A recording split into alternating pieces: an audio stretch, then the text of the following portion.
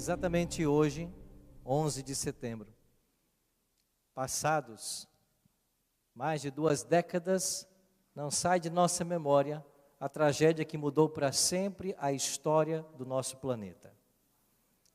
As pessoas estão buscando por sentido, e muitas perguntam se de fato existe alguém no controle.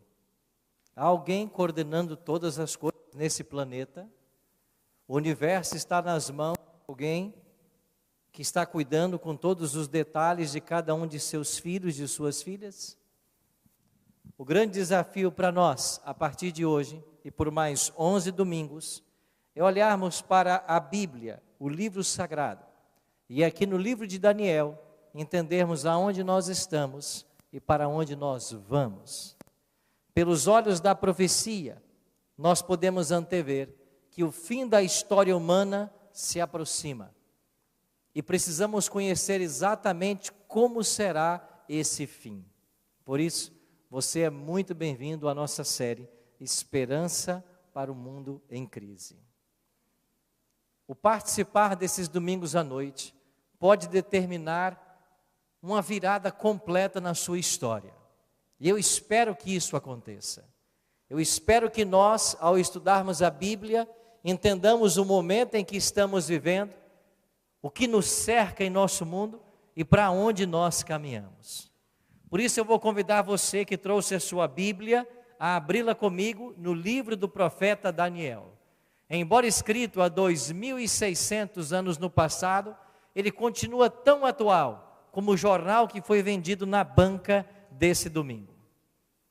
E se você não trouxe sua Bíblia, quero convidar você para trazê-la no próximo domingo, pois vamos juntos estudar esse livro extraordinário. Viajaremos por seus 12 capítulos e entenderemos o propósito de Deus. E entenderemos por que nós hoje temos um mundo em conflito. O livro de Daniel traz para nós uma resposta para a falta de sentido que muitas vezes existe em nosso coração. Vamos perceber que não se trata apenas de um livro de história, mas também de profecia. E ele mescla história e profecia. Para ser exato, são 6 capítulos históricos e 6 capítulos proféticos.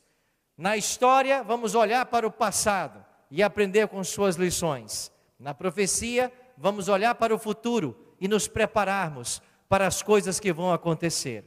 E você perceberá que nós estamos todos imergidos dentro de um grande conflito.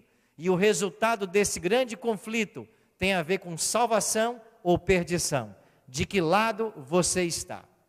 Então vamos voltar para a Babilônia. 2.600 anos no passado, no período neobabilônico, e compreender como que um rei pagão recebe de Deus uma mensagem, tem sua vida transformada pela influência de um jovem profeta. Mas antes de lermos o primeiro texto no livro sagrado, será nosso hábito aqui sempre orar, pedindo que o Deus Espírito Santo ilumine nossa mente e nos faça compreender os mistérios da profecia de Daniel. Por gentileza, feche seus olhos e ore comigo mais uma vez. Pai Santo, nos reunimos em Tua casa nessa noite como Teus filhos e filhas, para buscarmos mais uma vez a Tua face, para ouvirmos a Tua voz através da Tua palavra e para entendermos os Teus planos, o Teu projeto para a nossa vida. Por isso, Pai, suplicamos que Tu estejas em nosso meio, que o Deus Espírito Santo, o mesmo que esteve com Daniel há 2.600 anos no passado, esteja com todos nós nessa noite e que nós compreendamos a Tua mensagem para nós agora. Oramos em nome de Jesus. Amém. Vamos começar com o primeiro verso do livro de Daniel. Daniel 1, verso 1.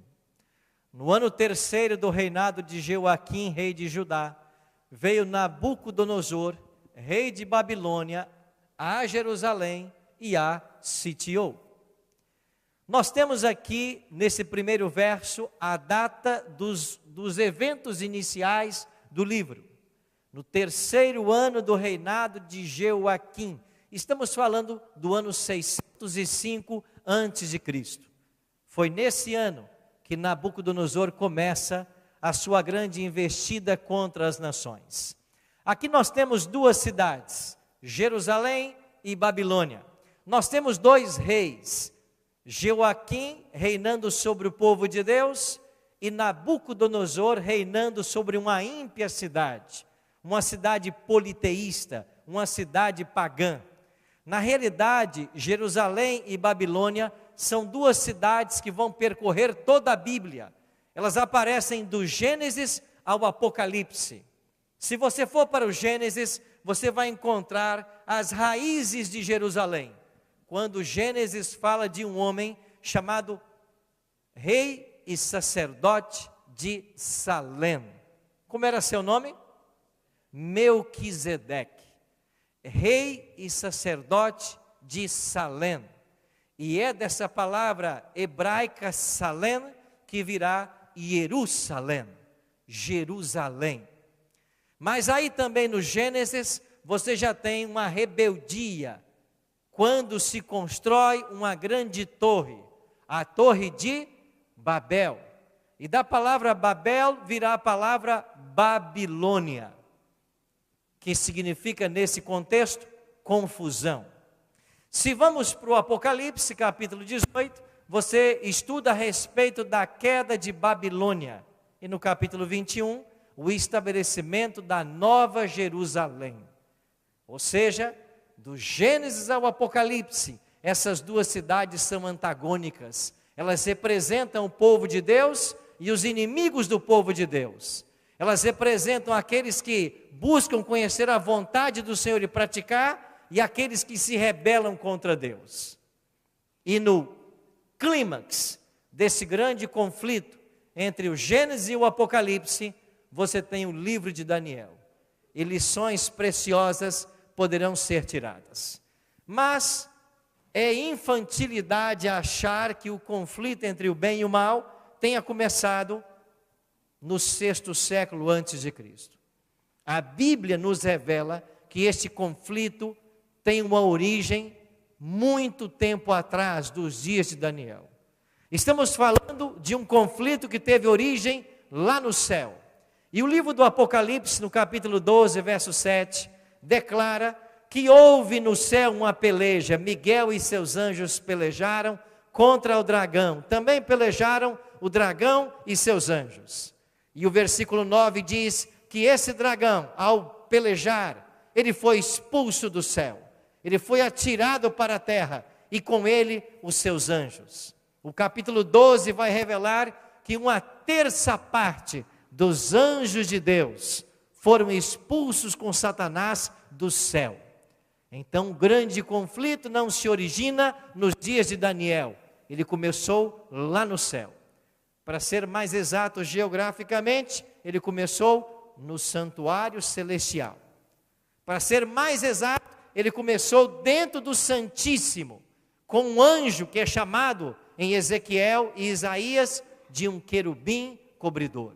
Este é Lúcifer. O anjo de mais exaltada posição no céu rebelou-se contra o Criador. Por isso ele foi expulso de lá. Os profetas Isaías e Ezequiel falam dessa expulsão. E diz lá o profeta Isaías, passa para mim, Alex. Como caíste do céu, ó estrela da manhã, filho da alva. Como foste lançado por terra, tu que debilitavas as nações. Tu dizias em teu coração, eu subirei ao céu, acima das estrelas de Deus, exaltarei o meu trono, e no monte da congregação me assentarei, nas extremidades do norte, subirei acima das mais altas nuvens, e serei semelhante ao Altíssimo. Você percebe quantas vezes o pronome eu aparece nessa profecia, ou nesse relato? Eu subirei, eu me assentarei, eu serei. O orgulho é o primeiro pecado que surge de forma inexplicável e ilógica no coração de um ser criado perfeito. O profeta Ezequiel declara: tu eras querubim da guarda ungido, te estabeleci, permanecias no Monte Santo de Deus. E no Antigo Testamento, a expressão Monte Santo de Deus é uma expressão alusiva ao santuário celestial. Tu eras querubim cobridor no santuário celestial. Você se lembra que quando Moisés constrói um santuário nessa terra, de acordo com o Êxodo 25, 8 e 40, era uma cópia do santuário celestial, e lá haviam 2 anjos cobridores que estavam acima da Arca da Aliança. Lúcifer era um desses anjos. Ele estava na presença do próprio Deus, mas ele se rebelou contra Deus. Do céu foi expulso. Como vimos no capítulo 12 de Apocalipse, ele foi atirado para a terra, por causa do pecado do orgulho. E veja como está em contraste Satanás com o Filho de Deus. Se de um lado, Lúcifer quer subir aos céus, o Filho do Homem desce à terra. Se de um lado, Lúcifer quer ser igual a Deus, ou maior do que Ele, Deus se faz homem e vem habitar entre nós. Se por um lado Lúcifer se envolve em rebelião, causa confusão, discórdia, morte, o Filho de Deus vem para trazer paz, vida e salvação. Você percebe o contraste entre os caracteres? É assim que Deus mostra na sua palavra.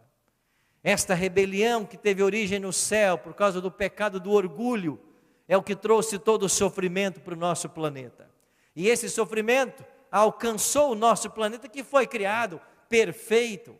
Havia harmonia na criação. Quando Deus colocou Adão e Eva aqui, tudo era belo. Deus disse que tudo era bom. Quando criou o primeiro casal, tudo era muito bom. Mas para que o homem pudesse ser integrado à família celestial, um teste deveria ser feito. E então Deus deu o teste. Vocês poderão comer de todas as árvores do jardim, mas da árvore do conhecimento do bem e do mal, no meio do jardim, dela vocês não poderão comer, porque no dia em que vocês comerem, certamente vocês morrerão.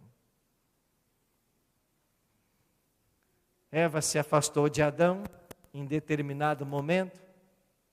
Paulo diz que a serpente, com a sua astúcia, se aproximou de Eva e tentou convencê-la de que Deus estava errado. O pecado tem a sua origem quando nós deixamos de ouvir a Deus para ouvir o diabo.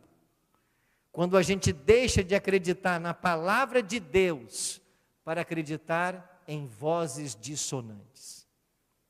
E ao longo desse estudo, dessas 12 noites, você vai conhecer muitas vozes dissonantes. Pessoas que estão ensinando aí fora coisas que não estão na Bíblia e até dentro de igrejas. E eu vou adiantar para você que nós não queremos ser politicamente corretos aqui. Nós queremos ser biblicamente corretos. Nós queremos chamar a verdade de verdade e o erro de mentira. Porque a verdade, ainda que contestada, ela sempre será verdade.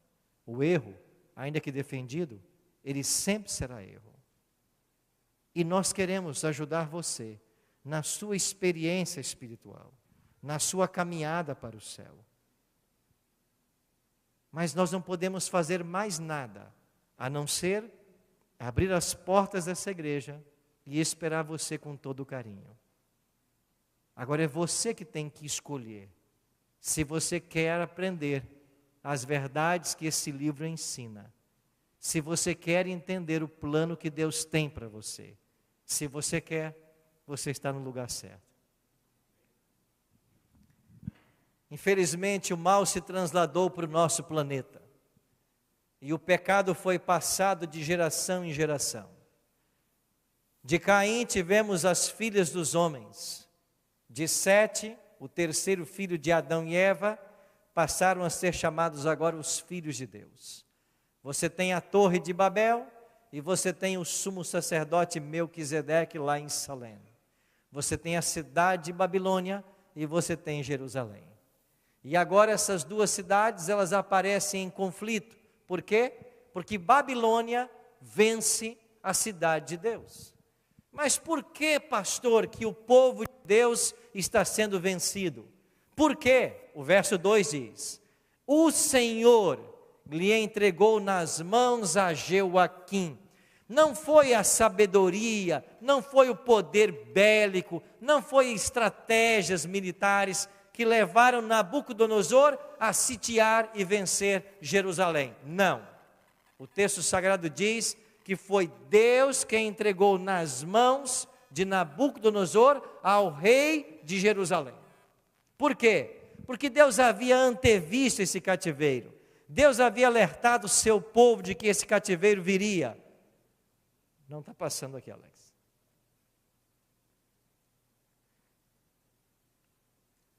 Deus havia antevido de que o cativeiro viria. E então a cidade é escravizada. E lá foram os príncipes de Judá, levados cativos, cerca de 1.500 quilômetros de Jerusalém até a cidade de Babilônia. E entre esses príncipes havia um grupo muito especial. Certamente você já ouviu falar sobre o Quarteto Fantástico.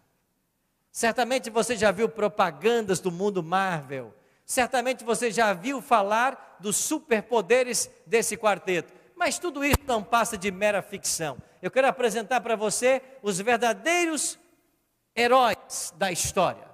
O verdadeiro Quarteto Fantástico. Os nomes deles: Daniel, Ananias, Misael e Azarias.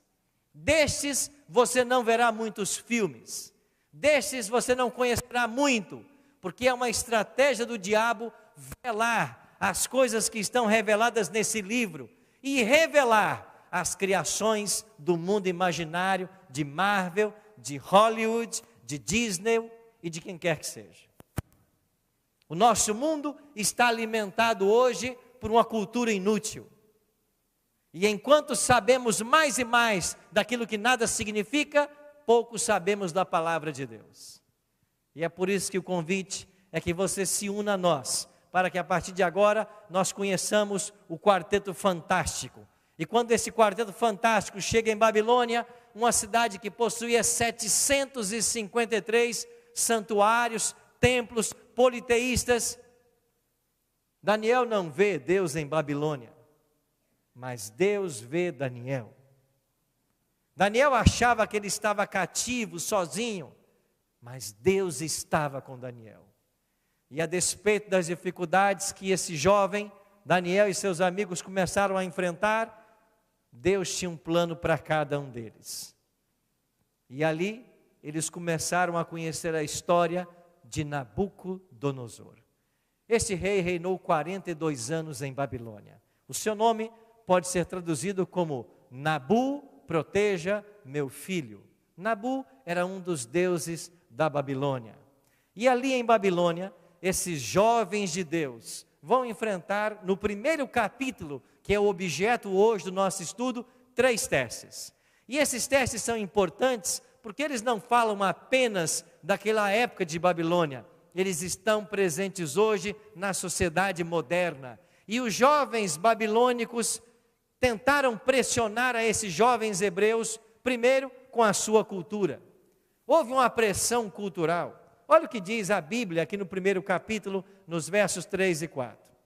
Disse o rei a Aspenaz, chefe dos seus eunucos, que trouxesse alguns dos filhos de Israel, tanto da linhagem real como dos nobres, jovens sem nenhum defeito, de boa aparência, instruídos em toda sabedoria, doutos em ciência, versados no conhecimento, e que fossem competentes para assistirem no palácio do rei, e lhes ensinasse a cultura e a língua dos caldeus. Aprender uma nova língua não tinha tantos problemas, porque era um conhecimento a ser adquirido. Não havia problema em você aprender uma nova língua. mas aprender a cultura, aí estava o problema. A cultura é que era o problema. A cultura de Babilônia era uma cultura totalmente politeísta, voltada para os prazeres da sensualidade.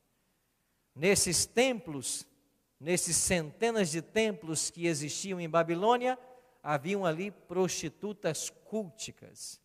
E os babilônicos eram convidados a irem até esses templos para que, através de relações sexuais, seus deuses fossem adorados. Havia uma coisa curiosa na cultura de Babilônia. As jovens babilônicas deveriam perder sua virgindade nesses templos pagãos.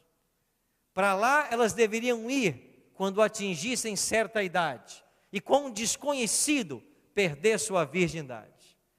Se isso não fosse motivo suficiente para acabar com a autoestima de qualquer garota em Babilônia, imagine você aquelas que não eram tão afeiçoadas e que ao irem para o templo se oferecerem, não eram as escolhidas.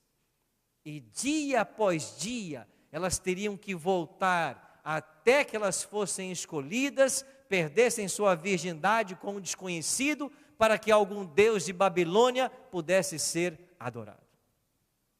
É esse tipo de cultura que Babilônia impunha. E esse foi o primeiro teste desses jovens. Eu pergunto, em nossos dias é diferente? Vivemos uma cultura hoje que prega a promiscuidade.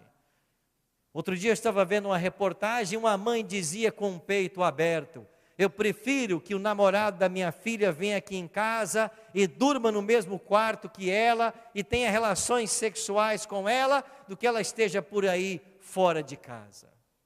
Cultura da permissividade, onde não existem mais valores morais.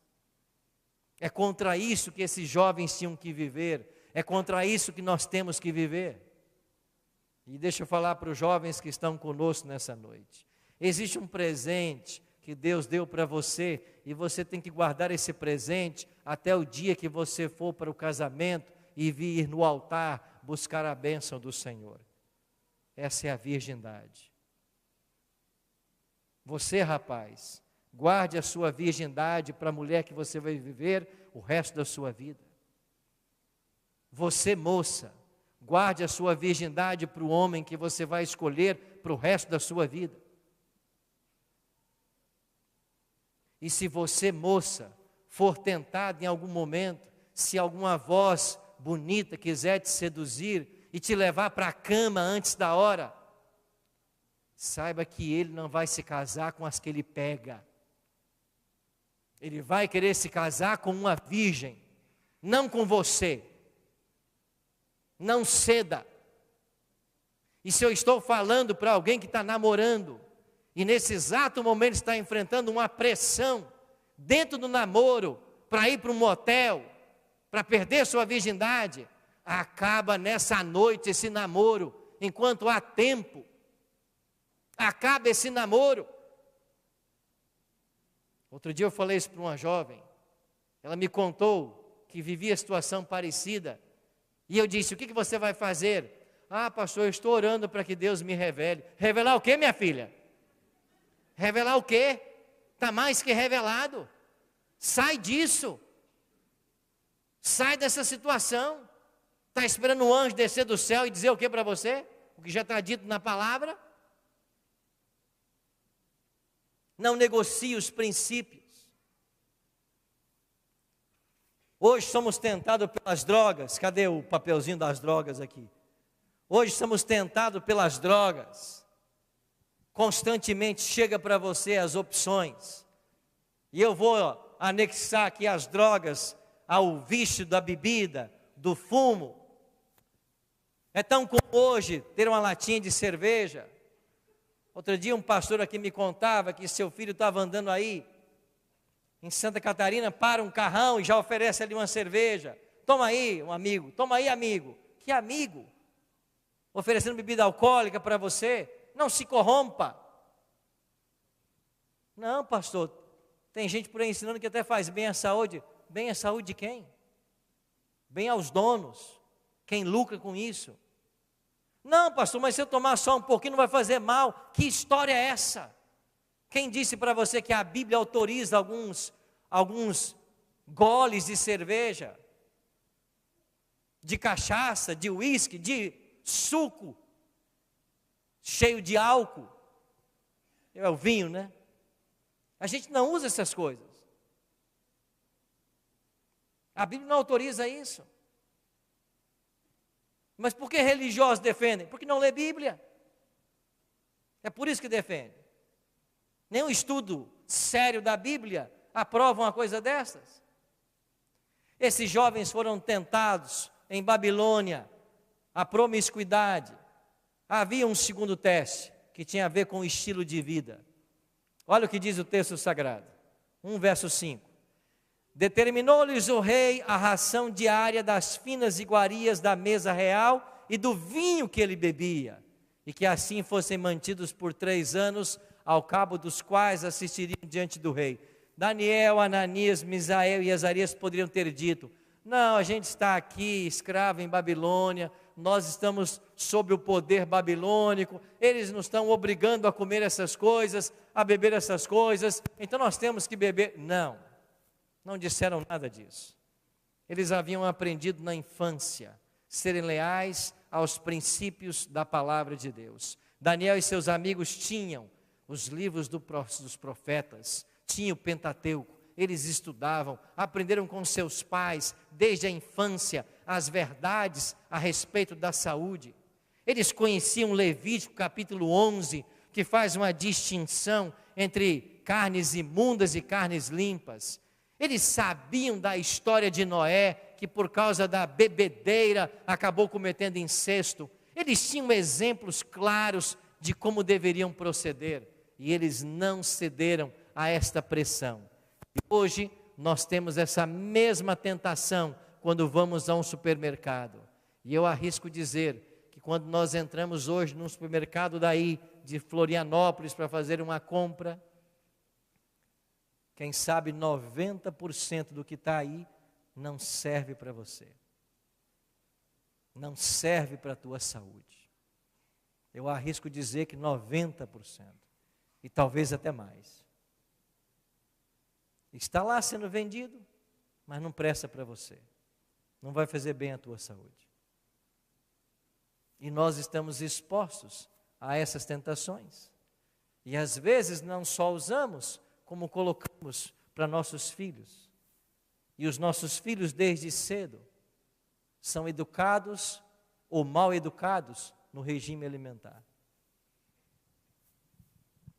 E até a gente como pai que quer ser cuidadoso, ouve de vez em quando: tadinho, pastor, coitadinho.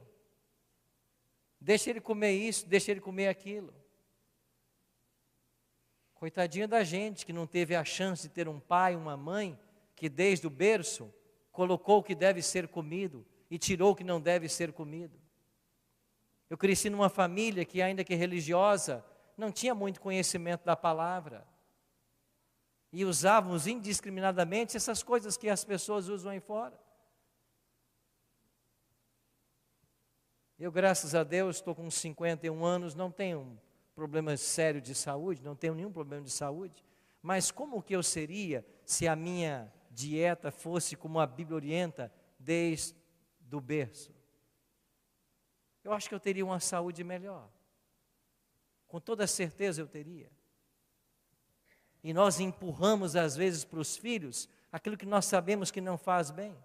Ou se não sabemos, temos que estudar para ver o que colocamos na mesa deles. Olha o que diz Daniel 1:8.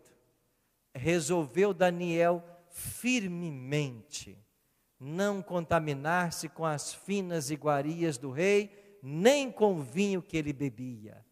Então pediu ao chefe dos eunucos que lhe permitisse não contaminar-se. Ele resolveu firmemente no coração: caiam os céus, eu serei fiel. Eu não vou me contaminar com essas iguarias que estão oferecendo. O chefe dos eunucos aceitou o pedido de Daniel. Ficou receoso. Então Daniel disse: me testa por 10 dias. Eles foram testados por 10 dias. E no final dos 10 dias, a sua aparência era melhor. Alex, aqui não tinha uma foto minha, todo bonitão assim? Botou esse cara por quê? Tá bom, corrija isso. A aparência deles era muito melhor, eles estavam mais robustos que os outros. Por quê? Porque haviam se alimentado daquilo que o Deus recomenda, e não daquilo que havia na mesa do rei. A sua aparência era melhor do que todos. Terceiro teste, perda da identidade religiosa. Como aconteceu essa tentativa de tirar a identidade desses jovens? O texto diz assim: entre eles se achavam os filhos de Judá, Daniel, Ananias, Misael e Azarias.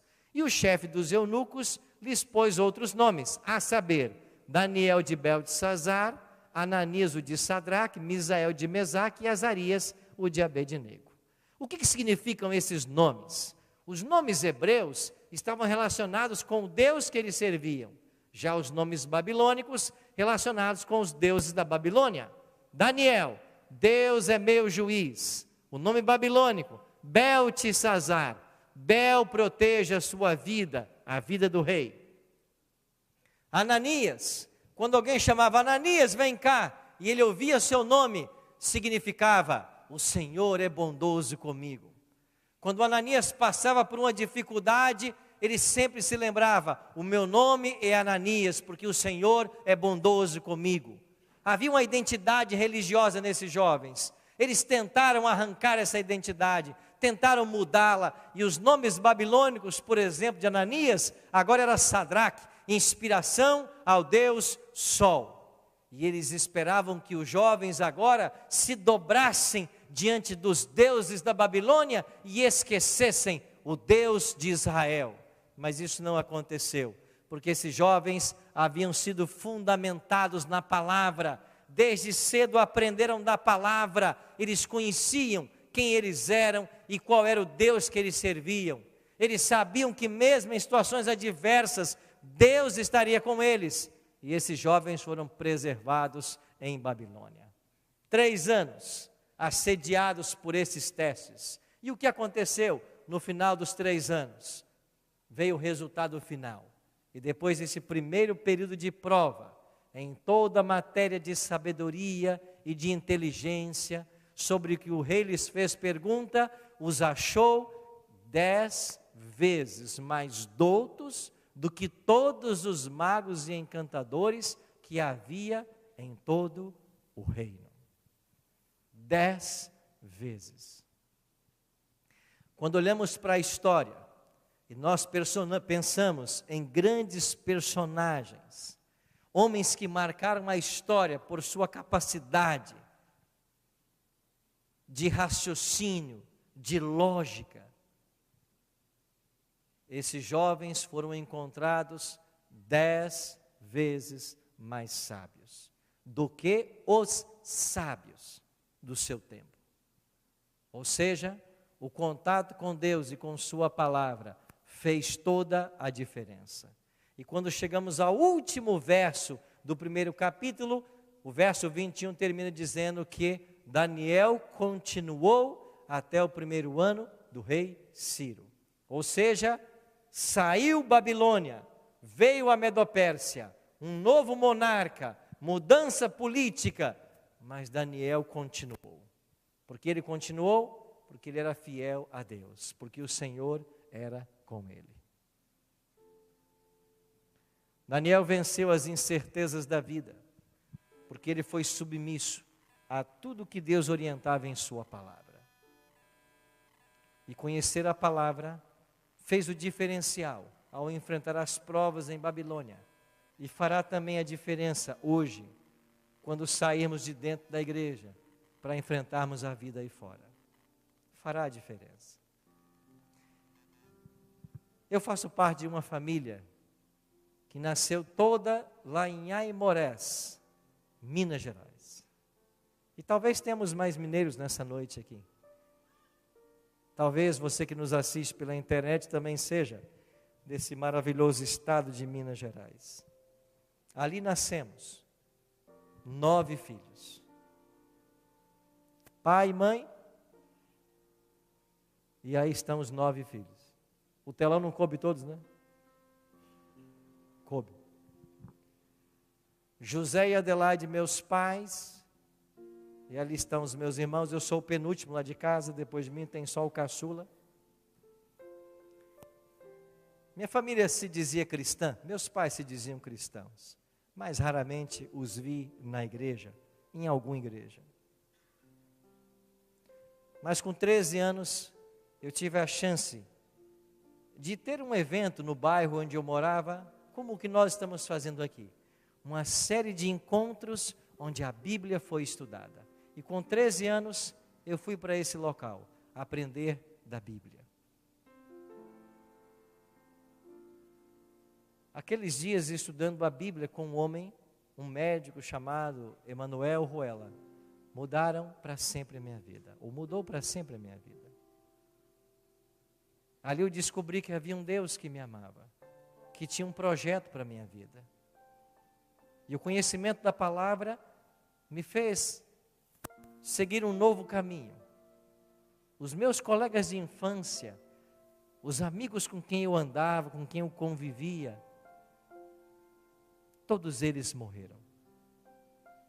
Morreram jovens, todos no mundo das drogas. Eu teria sido mais um, se esse livro não tivesse chegado e entrado na minha vida. Mas eu queria que esse livro fizesse a diferença também na vida da minha família. E quando eu fiz 17 anos, 4 anos depois, eu mesmo quis dirigir uma série de estudos da Bíblia. Eu pedi à igreja que alugasse um salão, e para lá eu ia todas as noites pregar. E convidei minha família para assistir. Alguns vieram, 3 deles também tomaram sua decisão. Mas eu tinha um sonho, que meu pai também tomasse a sua decisão. E depois de estudar a Bíblia, meu pai teve sua vida também transformada. Mas logo ele foi atingido por um câncer. O médico falou comigo dentro de um consultório e deu para meu pai 2 meses de vida. Eu morava em São Paulo, na época eu trouxe meu pai para São Paulo. Eu levei meu pai para uma clínica.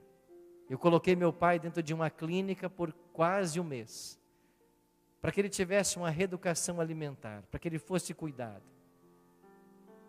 E essa mudança de vida, já num câncer bem avançado, deu a ele ainda uma sobrevida de mais de 2 anos. Nesse período, minha esposa engravidou e estava para nascer meu primeiro filho, Rafael, que está aqui sentado. Rafael chegaria em abril. E quando foi no mês de fevereiro, eu perdi meu pai. Eu me tornei o único dos 9 filhos que não apresentou um neto para meu pai. Não deu tempo. Eu queria ver meu pai segurando meus filhos. 60 dias separaram esse momento. Meus filhos não conheceram o meu pai. Mas todas as vezes que eu ia em casa, eu tinha esse desejo. E em alguns momentos eu gravei meu pai, para que meus filhos um dia conhecessem o meu pai. E sobretudo quem ele se tornou depois que ele teve contato com a palavra. E buscai, pois, em primeiro lugar, o seu reino e a sua justiça, e todas as coisas vos serão acrescentadas. Porquanto não vos esquieteis como o dia de amanhã, pois amanhã estará os teus cuidados.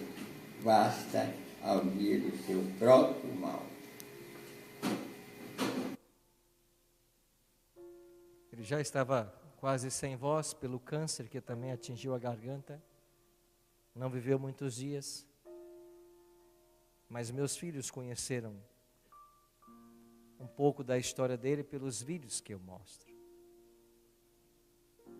E eu conto essa história para dizer para você que esse livro fez toda a diferença na vida de Daniel, Ananias, Misael e Azarias. Fez na minha, na de meu pai, e fará na sua, se você conhecê-lo. Se você aceitar o desafio de ficar aqui comigo 12 domingos. E como você já aprendeu sobre um grande conflito que existe, e que aí fora existe um inimigo, eu digo aí fora porque aqui dentro ele não entra. Aqui não é o lugar dele. Aí fora existe um inimigo, e ele vai tentar de tudo para atrapalhar você. Ele vai colocar um bom jogo de futebol para tirar você desse momento. Ele vai colocar amigos te convidando para festas. Ele vai colocar um monte de compromissos. Não tenha dúvidas de que daqui para frente, nos próximos 11 domingos, você vai ser muito tentado a não vir à igreja. Mas quando chegar a tentação, lembre-se que você, querendo ou não, está dentro desse conflito. E que eu e você só temos 2 destinos: salvação ou perdição. E isso vai ser determinado diretamente pelo que você sabe desse livro. Grande Deus e Pai, estamos de pé na Tua casa nessa noite, colocando um propósito em nosso coração, de nos próximos domingos, aqui estarmos para ouvir a Tua voz. Pai Santo, estamos nos aproximando do fim da história desse grande conflito entre o bem e o mal. Precisamos entender exatamente aonde estamos e para onde devemos caminhar. Que a Tua palavra abra os nossos olhos, nos revele as verdades essenciais para esse tempo. Que o Teu Espírito nos auxilie em cada momento e que a Tua bênção repouse sobre nós e nossos familiares. Vamos voltar para os nossos lares agora. Amanhã, segunda-feira, tudo vai começar novamente. Mas que essa seja uma semana diferente em nossa vida. Que nós sintamos em cada dia a Tua presença. Que nós sintamos a Tua mão protetora sobre nós. E dai-nos, Pai, a oportunidade, nesses domingos, nos aproximarmos da Tua palavra e do Cristo que ela revela.